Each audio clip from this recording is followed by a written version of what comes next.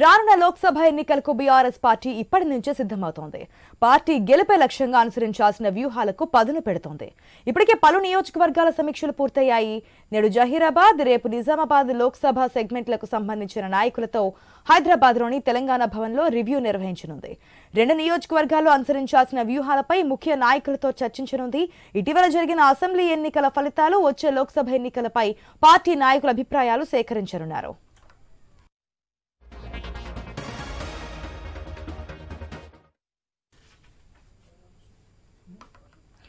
మనం చూస్తున్నాం ఏదైతే అసెంబ్లీ ఎన్నికల ఫలితాల తర్వాత బీఆర్ఎస్ దూకుడుగా ముందుకెళ్తుంది, ఏదైతే పార్లమెంట్ సెగ్మెంట్ లో ముందుకెళ్ళడానికి. దీనికి సంబంధించి పూర్తి అప్డేట్స్ మా బ్యూరో చీఫ్ రాజు నాడు తెలుసుకుందాం. రాజు, ఆశా, భారత రాష్ట్ర సమితికి సంబంధించినటువంటి ఎన్నికల సమీక్షా సమావేశాలు వరుసగా కొనసాగుతున్నాయి. పార్లమెంట్ ఎన్నికలకు సిద్ధం చేసేటువంటి క్రమంలో భాగంగా ఒక్కొక్క పార్లమెంట్ నియోజకవర్గానికి సంబంధించినటువంటి నాయకులందరితో కూడా, ఆ పార్లమెంట్ పరిధిలో ఉన్న అసెంబ్లీకి సంబంధించిన నాయకులందరితో కూడా కేటీఆర్ తో పాటు ఏర్పాటు చేసినటువంటి సీనియర్ లీడర్ల బృందం రోజు భేటీ అవుతా ఉంది. ఇప్పటికే కరీంనగర్, చేవెళ్ల, ఆదిలాబాద్ మీటింగ్లు కూడా పూర్తయ్యాయి. ఇప్పుడు తాజాగా జహీరాబాద్, రేపు నిజామాబాద్ సంబంధించినటువంటి సమావేశాలు కూడా ఉన్నాయి. ఇక్కడ ప్రధానంగా ఆయా పార్లమెంటు పరిధిలో ఎన్ని ఓట్లు వచ్చాయి, ఎందుకు ఓడిపోయాము, ఎన్ని నియోజకవర్గాల్లో ఓడిపోయాము, ఎన్ని గెలిచాము, గెలవడానికి గల కారణం ఏంటి, ఓడిపోవడానికి గల కారణం ఏంటి అనే అంశాలపైన రోజు కూడా సమీక్షా సమావేశం చేస్తా ఉన్నారు. ఈ సమీక్షా సమావేశంలో కింది స్థాయి క్యాడర్ అంటే మండల స్థాయి లీడర్లందరినీ కూడా ఆహ్వానిస్తున్నారు. కాబట్టి వాళ్ళ అభిప్రాయాలు నిక్కచ్చిగా చెప్పాలని చెప్పేసి,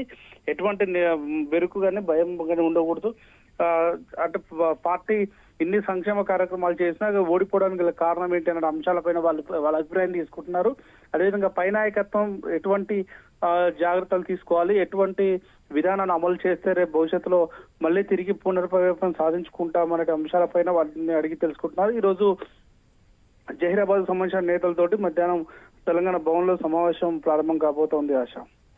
right Raju, thanks for the update.